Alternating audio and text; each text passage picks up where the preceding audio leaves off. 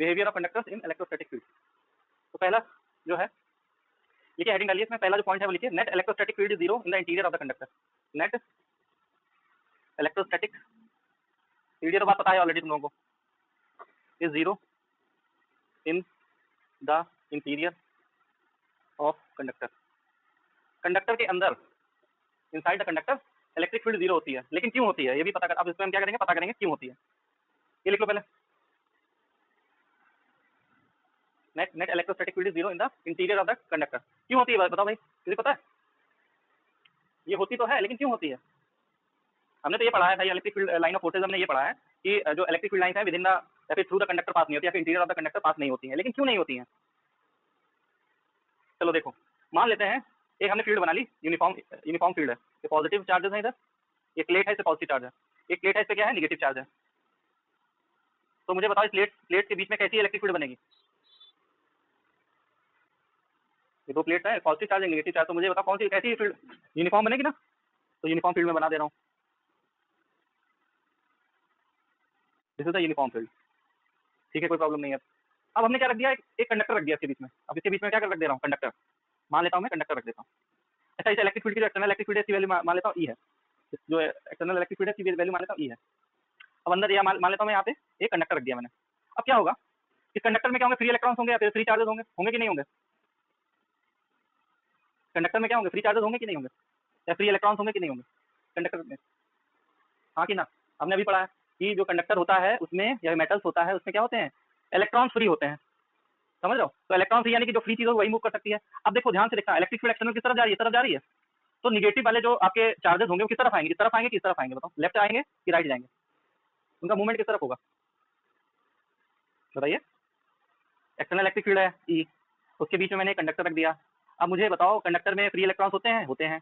अब वो free electrons इधर मूव करेंगे कि इधर मूव करेंगे कि इधर मूव करेंगे, इधर जाएंगे कि इधर जाएंगे, ये बताओ? लेफ्ट साइड में, क्योंकि भाई निगेटिव चार्ज क्या होता है, negative charge away from the field move होता है। फील्ड अगर इस तरफ जा रही है तो उसका मोशन, इस पे फोर्स किस तरफ लग रही है, इस तरफ लग रही होगी। अब क्या होगा, धीरे धीरे निगेटिव चार्ज यहाँ कलेक्ट होने लगेंगे, एकदम से तो आ नहीं जाएंगे, धीरे धीरे कलेक्ट होंगे, निगेटिव चार्ज कलेक्ट होने लगे, और जहाँ से निगेटिव चार्ज आ रहे होंगे इस साइड से, तो यहाँ पॉजिटिव चार्ज हो रहे होंगे, यहाँ पे पॉजिटिव बन जा रहा होगा अपने आप। डिफिशिएंसी ऑफ इलेक्ट्रॉन क्या होता है, वहाँ पॉजिटिव चार्ज आ जाता है। तो भाई यहाँ से इलेक्ट्रॉन धीरे धीरे धीरे यहाँ पे इकट्ठा होने लगे, और यहाँ पे पॉजिटिव चार्ज बनने लगा, ये पॉजिटिव नेट चार्ज बनने लगा। अब मुझे बताओ, ये दोनों अपनी अलग फील्ड नहीं बनाएंगे, ये निगेटिव है ये पॉजिटिव है, तो इसके अंदर भी एक तो फील्ड बनने लगेगी, बताओ? यहाँ पे इंटीरियर नाम दे रहा हूँ उसको, भाई पॉजिटिव निगेटिव अंदर भी तो हो गया, डिफरेंस हो गया कि नहीं पोटेंशियल का? तो जब पोटेंशियल का डिफरेंस होगा तो आपकी इलेक्ट्रिक फील्ड भी बनेगी। अभी सिंपल समझाया, पॉजिटिव चार्ज है निगेटिव चार्ज है, तो एक इलेक्ट्रिक फील्ड बन रही होगी कि नहीं? इसका नाम मैंने लिख दिया, अभी बता रहा हूँ, सब बता रहा हूँ। इसके अंदर भी इंटीरियर फील्ड बन रही है कि नहीं बन रही है? अब ये इंटीरियर जो है जब इस एक्सटीरियर के बराबर हो जाएगी तब क्या होने लगेगा, चार्ज यहाँ से निगेटिव चार्ज यहाँ पे जाना बंद हो जाएंगे। अच्छा, एक यानी कि E interior is equal to E exterior. इस केस में क्या हुआ है, चार्ज मोशन होते रहे होते रहे होते रहे, कब तक होते रहे, जब ई इंटीरियर जो इस तरफ लग रही है वो बराबर हो गई ई एक्सटीरियर की। तो बताओ मुझे नेट नेट कितनी फील्ड हो गई यहाँ पे, ई नेट कितना हो गया यहाँ पे, तो जीरो हो गया कि नहीं हो गया? एक एक्सटर्नल फील्ड इधर आ रही है, एक इंटरनल फील्ड इधर आ रही है, तो नेट फील्ड कितनी हो गई भाई बताओ? हाँ, तो कह सकते हो आप इंटीरियर में, कंडक्टर के इंटीरियर में इलेक्ट्रिक फील्ड ना बोल के नेट इलेक्ट्रिक फील्ड जीरो होती है, ऐसा बोल सकते हो, ठीक है? The net electrostatic field in the interior of the conductor is zero. भाई यहाँ पे बन तो रही है, देखो इलेक्ट्रिक फील्ड तो बन रही है, लेकिन नेट इलेक्ट्रिक फील्ड जो रिजल्टेंट इलेक्ट्रिक फील्ड होगी वो क्या होगी, जीरो होगी, और इस वजह से इलेक्ट्रिक फील्ड लाइन पास नहीं होती है थ्रू द कंडक्टर, या फिर net net electrostatic field is zero in the interior of the conductor. Clear है बात? क्यों भाई, समझ में आ गया? तो इसको ड्रॉ कर लो, इसको ड्रॉ कर लीजिए, कंडक्टर है, दिस इज द कंडक्टर।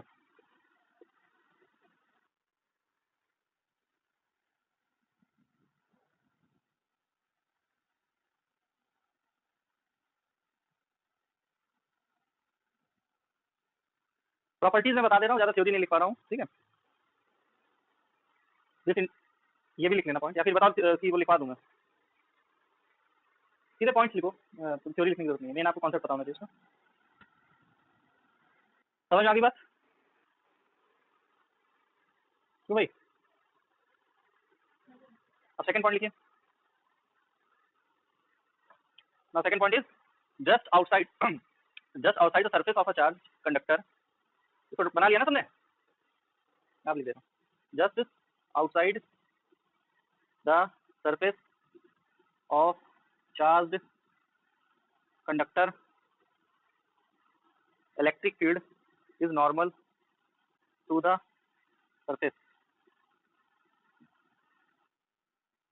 ये बात ही तुम लोगों को पता है ऑलरेडी कि कोई चार्ज कंडक्टर है तो उसके जस्ट आउटसाइड जो इलेक्ट्रिक फील्ड लाइंस निकल रही होंगी या फिर जो वहां से निकल रही होंगी वो क्या होती है, हमेशा नॉर्मल होती है सरफेस से। Electric field lines are always normal to the surface of a charge conductor.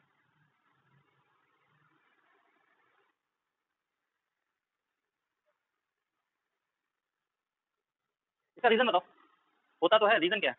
Reason मैं पहले भी बता चुका हूँ इस बात का, बताइए।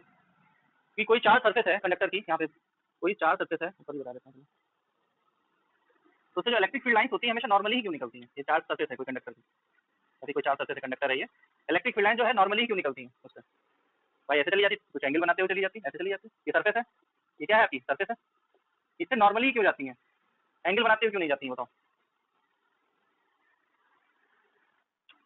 बताइए। नहीं पता किसी को? तो देखो ध्यान से, इस चार्ज कंडक्टर पे जो चार्जेस हैं, जैसे मान लेते पॉजिटिव चार्ज हैं, ये स्टैटिक हैं कि मूव कर रहे हैं, बताइए। Whether the charges are static और आर इन मोशन, बताइए। ये चार्जेस जो सरफेस पे हैं कंडक्टर के, वो मोशन में है कि स्टैटिक है? स्टैटिक है, हम इलेक्ट्रोस्टैटिक ही पढ़ रहे हैं। अगर ये मोशन करने लगेंगे तो करंट बनने लगेगा, ठीक है, करंट वाला तो कॉन्सेप्ट ही नहीं है अभी कुछ। तो इलेक्ट्रिक फील्ड की डायरेक्शन अगर नॉर्मल ना हो, थिंक केस, अगर मान लेते हैं कुछ एंगल पे हो, अभी मान लेते हैं नॉर्मल है ही नहीं, एंगल पे हो, तो उसका कुछ कंपोनेंट सरफेस की तरफ होगा कि नहीं होगा?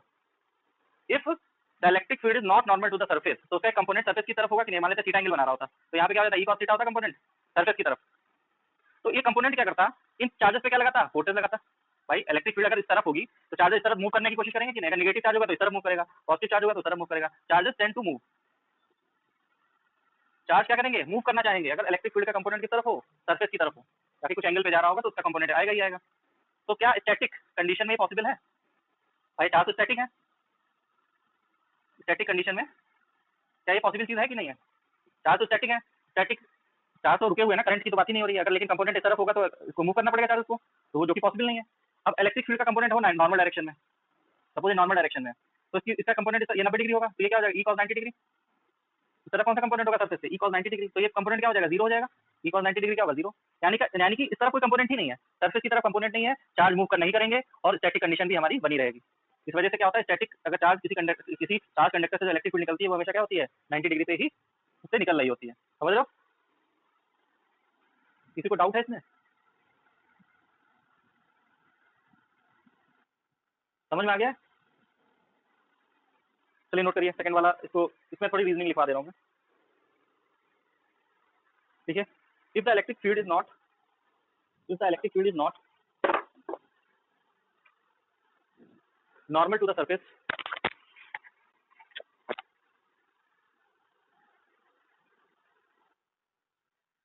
it will have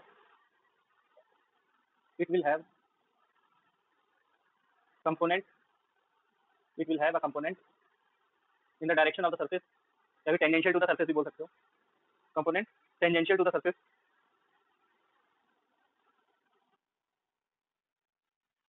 which will make the charge to move, which will make the charge to move,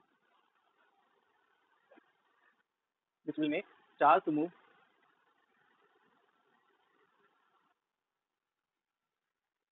producing surface current, producing surface current,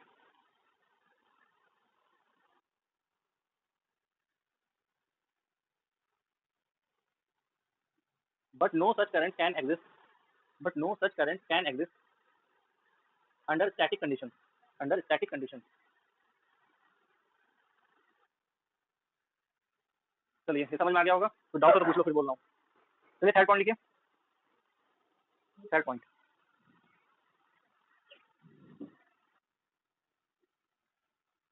third point is the net charge in the interior of the of a conductor is zero। ये बात भी पता ही है, the net charge in the interior of the conductor is zero।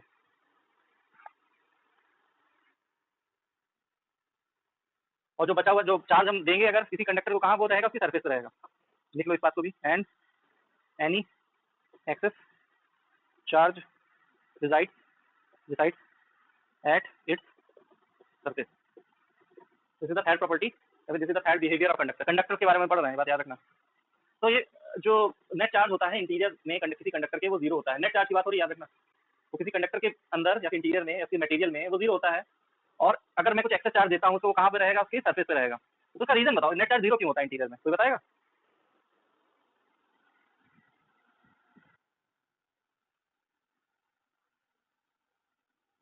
कोई बताएगा?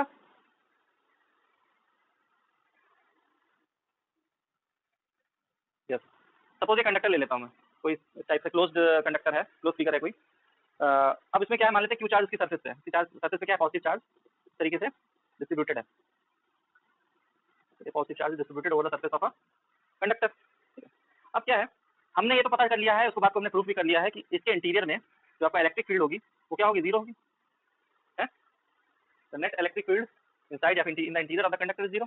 अब मैं क्या कर रहा हूँ, अब कोई गॉसियन सरफेस बना देता हूँ मैं, इसके बिल्कुल ऐसे गॉसियन सरफेस बना देता हूँ। हालांकि नॉर्मल सी बात है, इसमें कोई वो नहीं है इलेक्ट्रिक। अच्छा, गॉसियन सरफेस, अच्छा इलेक्ट्रिक फ्लक्स का फॉर्मूला क्या होता है, ई डॉट डी एस होता है। और अगर मैं गॉस लॉ अप्लाई करूँ इस क्लोज सरफेस पे तो वो क्यू अपॉन एप्सिलॉन नॉट होता है। ठीक? ये जो गॉसियन से डॉटेड डॉटेड लाइन है, तो इसमें अगर फ्लक्स की बात करूँ phi, that must be equal to integration of E dot D S and will be equal to Q upon epsilon naught. होगा कि नहीं होगा? अच्छा, ई की वैल्यू क्या है, जीरो है, दैट मींस ये पूरा कंपोनेंट जीरो हो जाएगा। ये किसके इक्वल है, क्यू अपॉन एप्सिलॉन नॉट के इक्वल है, that means Q will be equal, sorry Q will be zero. That means यहाँ पे कोई भी net charge zero, interior of the conductor में हमेशा नेट चार्ज जीरो ही रहेगा। ठीक है, अगर मैं गॉसियन सरफेस ड्रॉ करता हूँ, क्लियर है? इलेक्ट्रिक फील्ड आपकी ऐसे बाहर बाहर साइड में इलेक्ट्रिक फील्ड निकल रही है, अंदर जीरो है, बाहर इलेक्ट्रिक फील्ड की वैल्यू रहेगी। चलो इसको लिख लो पूरा। नॉर्मल चार्ज मतलब, नॉर्मल चार्ज का मतलब क्या है, चार्ज मतलब पॉइंट चार्ज है, नेट चार्ज जीरो। देखो नेट चार्ज क्यों जीरो है, इसका मतलब बताता हूँ मैं। चलो पहले इसको नोट करके बताता हूँ, इसको मैं थोड़ा डिटेल में बताऊंगा क्योंकि एक्सटर्नल फील्ड तो है नहीं। पिछला वाला जो मैंने फर्स्ट पॉइंट बताया था, मैंने एक्सटर्नल फील्ड में बताया था। अभी मैं इसको, इसमें मैंने क्या दिया है, इसमें चार्ज है केवल, एक्सटर्नल फील्ड तो है नहीं। तो इसका और एक कारण होता है, वो मैं बताता हूँ दूसरे तरीके से। पहले इसको नोट डाउन करो, जो नेट चार्ज जीरो बता रहा हूँ मैं, उसका कारण बताता हूँ क्या है दूसरे तरीके से।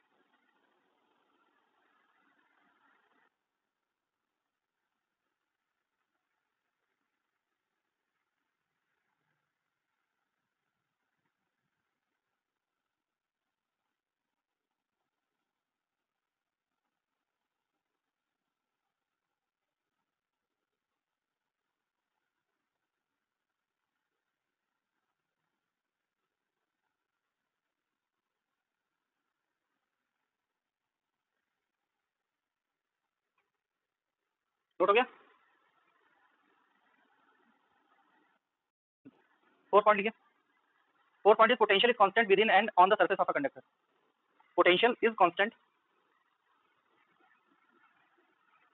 विद इन और sorry within and on the surface.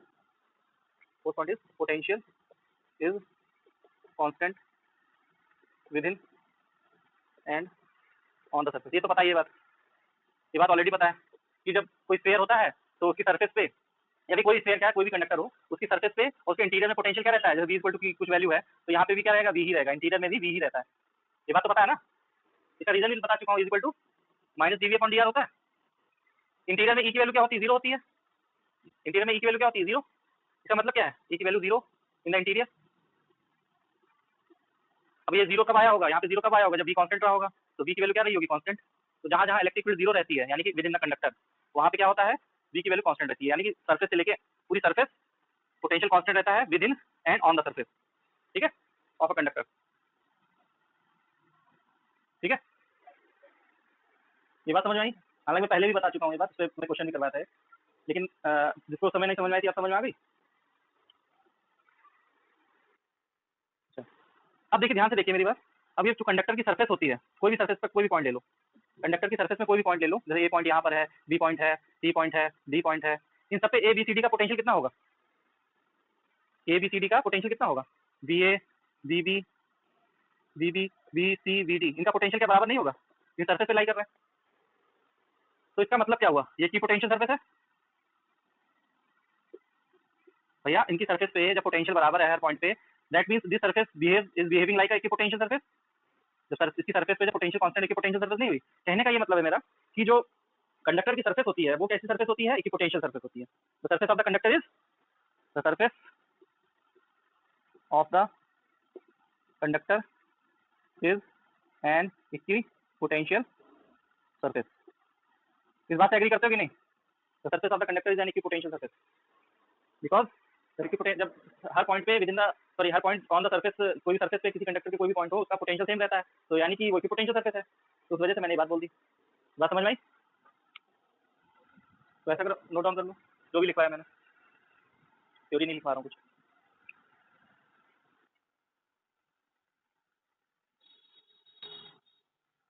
अब तो ब्लर नहीं आती ना स्क्रीन?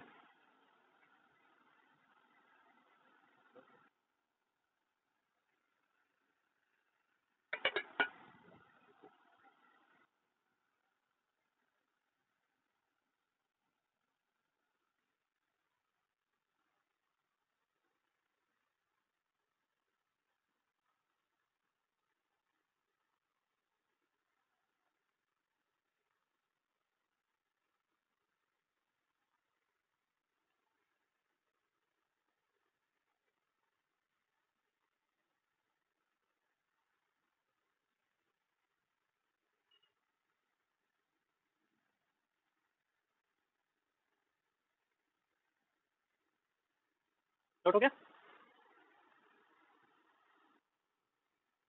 नेक्स्ट लिखिए 5th point, electric field.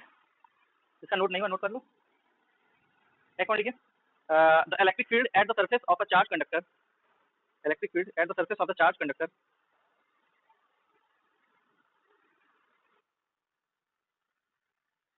is proportional to the surface charge density, is proportional to the surface charge density।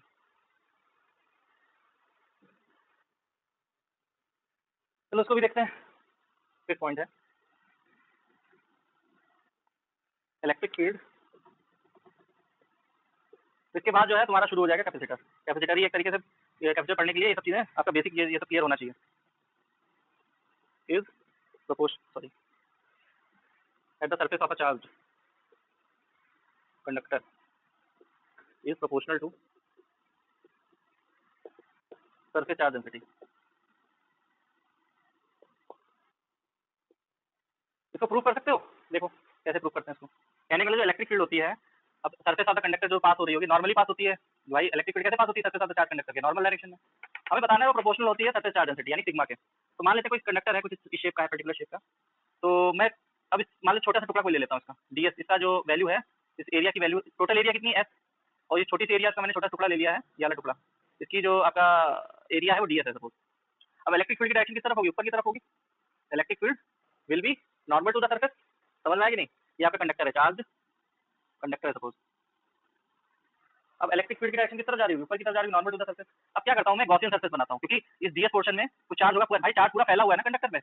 इस छोटे से पोर्शन को अगर मैं लेता हूँ तो इसमें भी कुछ चार्ज होगा कि नहीं होगा? ये छोटे से जो एरिया है, अब इस छोटे से एरिया कवर करने के लिए मुझे गॉसियन सरफेस बनानी पड़ेगी। तो सबसे बेस्ट गॉसियन सरफेस क्या रहेगी? सिलेंडर।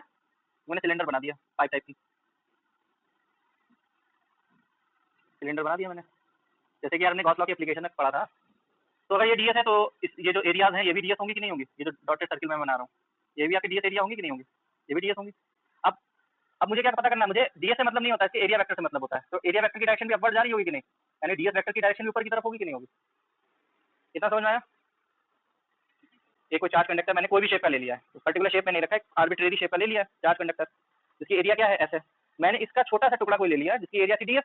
ठीक है, अब मैंने क्या किया, अब इस ds सरफेस जो ds एरिया है इसने कुछ चार्ज इंक्लोज कर रखा होगा कि नहीं कर रखा होगा? भाई चार्ज जब पूरा फैला हुआ है तो इसमें टुकड़े का भी कुछ चार्ज होगा कि नहीं होगा? ठीक है, मान लेता हूँ इस कंडक्टर की जो सरफेस चार्ज डेंसिटी है वो सिग्मा है। ठीक है, इस टुकड़े में मैं इस टुकड़े के थ्रू मुझे एनालिसिस क्या करना है, छोटे से टुकड़े का करना है। ठीक है, अब मैंने क्या किया, गॉसियन सरफेस बनाई जो कि सिलेंडर होती है, सिलेंड्रिकल शेप की बनाई मैंने। ठीक है, ये क्या है? गॉसियन सरफेस है। अब गॉसियन सरफेस के थ्रू जो इलेक्ट्रिक फील्ड जा रही है वो अपर डायरेक्शन में जाएगी कि नहीं जाएगी? जैसे कोई एरिया है, मेरा हाथ क्या है, कोई एरिया है, यहाँ मैंने टुकड़ा लिया, कुछ हाथ में छोटा सा टुकड़ा लिया, इलेक्ट्रिक फील्ड ऊपर की तरफ जाएगी कि नहीं जाएगी? भाई हमने अभी पढ़ी प्रॉपर्टी, दूसरी या तीसरी property, electric field always passes normal to the surface of the charge conductor. अब मैंने इस टुकड़े का जो एरिया वेक्टर होगा वो भी नॉर्मल डायरेक्शन में होगा, तो दोनों चीजें नॉर्मल डायरेक्शन में जा रही हैं। अब क्योंकि इस पर्टिकुलर एरिया में चार्ज इंक्लोज किया तो मुझे गॉसियन सरफेस बनानी पड़ेगी। पता कैसे चलेगा फ्लक्स कितना पास हो रहा है? ठीक है, तो फ्लक्स पता करने के लिए पर्टिकुलर एरिया से कितना फ्लक्स निकल रहा है, यानी कितनी इलेक्ट्रिक फील्ड लाइंस निकल रही है, वो उसके लिए मैंने गॉसियन सरफेस बना दी। अब मुझे बताओ फ्लक्स कितना पास हो रहा होगा इस सरफेस से? Flux passing through this ds कितना हो रहा होगा बताओ? इंटू डी एस या फिर डेल्टा जो भी ले लो, इंटू डी एस होगा कि नहीं, E D S cos theta, theta is equal to 0 degree because the direction of electric field and the area vector is same. ठीक है, ई डी एस हो जाएगा कि नहीं, फ्लक्स नॉर्मल जो फॉर्मूले से हम पता करते हैं, गॉस लॉ से पता करते हैं बाई गॉस थ्योरम, ताकि यहाँ पे लिख देते हैं flux through D S, flux through D S ये हो गया। अब मुझे क्या करना है, गॉस थ्योरम लगाना बाई गॉस थ्योरम या लॉ कुछ भी बोल सकते हो। फ्लक्स का क्या फॉर्मूला होता है भाई, charge enclosed by the surface, Gaussian surface ने कितना चार्ज इंक्लोज किया है हमें नहीं पता, मान लेते क्यू है, डीएस पे कितना चार्ज है क्यू है, अपॉन एप्सिलॉन नॉट, क्यू की वैल्यू बताओ इन टर्म्स ऑफ सिग्मा। अब सिग्मा का फॉर्मूला क्या है, क्यू अपॉन ए होता है कि नहीं, सिग्मा का यही फॉर्मूला तो होता है। अब मुझे पता क्या करना है कि इतने पोर्शन में कितना चार्ज है, तो एरिया की जगह क्या रखना पड़ेगा, क्यू अपॉन डीएस रखना पड़ेगा कि नहीं रखना पड़ेगा। तो इस पर्टिकुलर डीएस एरिया में कितना चार्ज हो जाएगा in terms of sigma, sigma multiply by DS, हाँ कि ना, this is the general formula. Area की जगह मैंने क्या रख दिया है, जिस एरिया पे पर्टिकुलर निकालना है उसका एरिया रख दिया है, सिग्मा कांस्टेंट क्वांटिटी है ना, तो चार्ज की वैल्यू क्या होगी, सिग्मा मल्टीप्लाई बाय डीएस। अभी सिग्मा क्यू की वैल्यू यहाँ पे पुट करिए, तो यहाँ पे फ्लक्स की वैल्यू क्या हो जाएगी, sigma ds upon epsilon not, हो जाएगी कि नहीं हो जाएगी। अब पहली इक्वेशन ये है, दूसरी इक्वेशन ये मान लेते हैं, फ्लक्स टू डीएस हमने नॉर्मल फॉर्मूले से ऐसे निकाल लिया और गॉस थ्योरम से निकाला तो ये आया है, और दोनों को इक्वेट कर सकते हैं हम फर्स्ट और सेकंड इक्वेशन को, तो from first E dot ds या E multiply by ds must be equal to sigma ds upon epsilon naught, sigma ds upon epsilon naught, ds ds cancel out, तो E equal to क्या होगा, sigma upon epsilon not. अब यहाँ से देखिए, ध्यान से देखो, इलेक्ट्रिक फील्ड जो एप्सिलॉन नॉट तो कांस्टेंट क्वांटिटी है, तो इलेक्ट्रिक फील्ड किसके प्रोपोर्शनल है, सिग्मा के, जितना ज्यादा चार्ज होगा, ऑब्वियस सी बात है यार, वो तो जितना ज्यादा सिग्मा होगा उतना ज्यादा चार्ज होगा सरफेस पे, उतना ज्यादा इलेक्ट्रिक फील्ड साइंस होंगे, that means electric field is proportional to sigma. Clear है, यही तो प्रूव करना था मैं, चलिए नोट डाउन कर लो, कुछ डाउट हो तो पूछ लो।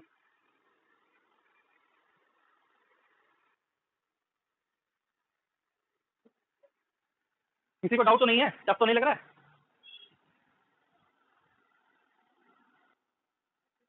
नोट डाउन करो फटाफट। ये लास्ट प्रॉपर्टी है वो बताते हैं, सबका काम है जो हमारे, चलो पहले ये लिखो भी बताते हैं।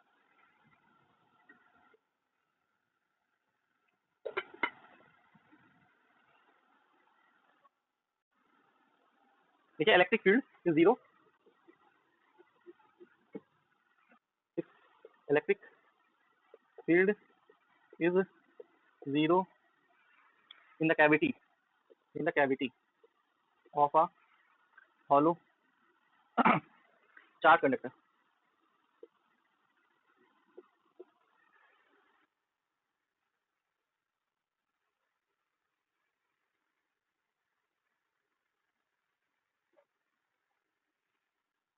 नोट हो गया, तो देखो कैविटी का मतलब क्या होता है, कैविटी तो समझते हो ना, तो अगर कोई मैं कंडक्टर लेता हूँ, हॉलो सपोज हॉलो कंडक्टर है, यहाँ पे कुछ सरफेस पे चार्ज हमने दे दिया है सरफेस पे, तो ये क्या है, छोटी सी कैविटी है इसमें, कैविटी मतलब कि गड्ढा मान सकते हो, कुछ भी मान सकते हो, कैविटी सुराख मान सकते हो। तो कैविटी के अंदर जो आपका जो कहते हैं जो आपकी जो इलेक्ट्रिक फील्ड होती है वो क्या होती है, जीरो होती है हमेशा, अगर चार्ज उसमें ना रखा गया, अभी हमने केस क्या ले रहे हैं, चार्ज ना रखा गया अंदर, अगर चार्ज रखा भी जाएगा तब भी इलेक्ट्रिक फील्ड आपकी कैविटी पे क्या होगी, जीरो ही होगी। यहाँ तो इलेक्ट्रिक फील्ड जीरो है ही, ये क्या होता है, हॉलो हॉलो पोर्शन है, वहाँ तो इलेक्ट्रिक फील्ड आपकी जीरो रहेगी ही रहेगी। ठीक है, आपको याद रखना है कि कैविटी में जो इलेक्ट्रिक फील्ड होती है वो क्या होती है, जीरो होती है। ठीक है, समझ आ गई बात, जैसे मैंने मान लो पॉजिटिव चार्ज को दे दिया आउटसाइड में, लेकिन कैविटी के अंदर हमेशा जीरो ही रहेगी इलेक्ट्रिक फील्ड। इसी वजह से जब कभी आपके क्या कहते हैं बिजली कड़कती है, थंडरस्टॉर्म होता है जब, तो कहा मना किया था कि ओपन जगह पे मत खड़े हो, कहा जाता है ना, या फिर पेड़ के नीचे मत खड़े हो, कहा जाता है कि अगर कार पे हो तो कार के अंदर बैठ जाओ, बोला जाता है कि नहीं, कार के अंदर बैठ जाओ, तो कार पे सीट है तो अंदर बैठ गया, तो क्या होगा इससे, तुम सेफ हो जाओगे। क्यों हो जाओगे सेफ, ये मेटल सरफेस है, या फिर क्या है, मेटल सरफेस है, अंदर क्या है, खाली पोर्शन है, कैविटी है एक तरीके से, तो अंदर क्या होती है, एक तरीके से इलेक्ट्रोस्टैटिक फील्डिंग एक फिनोमेना होता है, वो पढ़ोगे। इस कैविटी का इतना ज्यादा वैल्यू है कि बाहर का असर अंदर नहीं आने देता है, मतलब बाहर की वजह से इलेक्ट्रिक फील्ड, बाहर को चार्ज मैंने रख दिया सपोज क्यू, तो इसकी वजह से भी इलेक्ट्रिक फील्ड यहाँ पे जीरो ही रहेगी, मतलब बाहर की जो इलेक्ट्रिक फील्ड आएगी या फिर यहाँ से जो फील्ड लाइन आएंगी वो इसकी सरफेस पे ही टर्मिनेट हो जाएंगी, वो अंदर नहीं जा पाती हैं अगर कैविटी है, समझ लो। तो हमेशा कैविटी अगर होगी तो वहाँ पे इलेक्ट्रिक फील्ड क्या होगी, जीरो ही होगी, चाहे बाहर कुछ भी हो, बाहर कितना भी चार्ज हो, वो चार्ज यहाँ पे कुछ भी असर नहीं डाल पाएगा, यहाँ पे इलेक्ट्रिक फील्ड हमेशा जीरो ही रहेगी। क्लियर है बात, अब इसको और डिटेल में बताऊंगा मैं कल, इसको मैं और डिटेल में बताऊंगा कि यहाँ पे जैसे अभी तुमने बताया कि कोई चार्ज नहीं है इसके अंदर, अगर चार्ज हो तब भी इलेक्ट्रिक फील्ड जीरो होगी, वो भी बताऊंगा कैसे होगी, और आउटसाइड अगर कोई चार्ज रखा है उसकी वजह से भी इलेक्ट्रिक फील्ड जीरो होगी। तो इसलिए थंडरस्टॉर्म में क्या कहा जाता है, किसी मेटल सरफेस के बीच में चले जाओ, कार के अंदर बैठ जाओ, तो उसका नहीं तुम्हें कुछ कर पाएगा थंडरस्टॉर्म, समझ रहे हो, because it acts as electrostatic shielding, ये कैविटी किस तरीके से वर्क करती है, इलेक्ट्रोस्टैटिक शील्डिंग की तरह वर्क करती है। जब सीटी स्कैन वगैरह होता है, सीटी स्कैन का जो रूम होता है उसको भी शील्ड करके रखा जाता है, बिकॉज उसके अंदर सीटी स्कैन में एक्सरेज निकल रही होती है, एक्सरेज क्या होती है, आयनाइजिंग होती है, यानी नुकसान पहुंचाने वाली आयनाइजिंग, क्या होगा, अगर उसका रूम सही से प्रिपेयर नहीं किया जाएगा सीटी स्कैन का रूम, तो क्या करेगा, उसे बाहर एक्सरे जाने की कोशिश करेंगी, तो बाहर दिक्कत कर सकती है वो। इस वजह से सीटी स्कैन वगैरह जो भी हार्मफुल जहाँ पे रेडिएशन निकल रहे होते हैं उनको शील्ड करके रखा जाता है, यानी कि उनका जो रूम होता है, भाई रूम तो हो गया कैविटी है, रूम है सपोज, यहाँ पे जो भी रेडिएशन निकल रहे हैं वो शील्ड हो गए, बाहर नहीं जा सकते, यहीं पे हो गए, और बाहर वाले अंदर नहीं आ सकते। ठीक है, इस फिनोमेना को इलेक्ट्रोस्टैटिक शील्डिंग भी बोलते हैं। अभी फिलहाल आपको याद रखना है, electric field is zero in the cavity of the hollow charge conductor. लिख लो, इसको लिख लीजिए। इसमें बस कुछ बता नहीं रहा हूँ, इसमें बस इतना याद रखना है आपको। समझ में आ गई बात मेरी?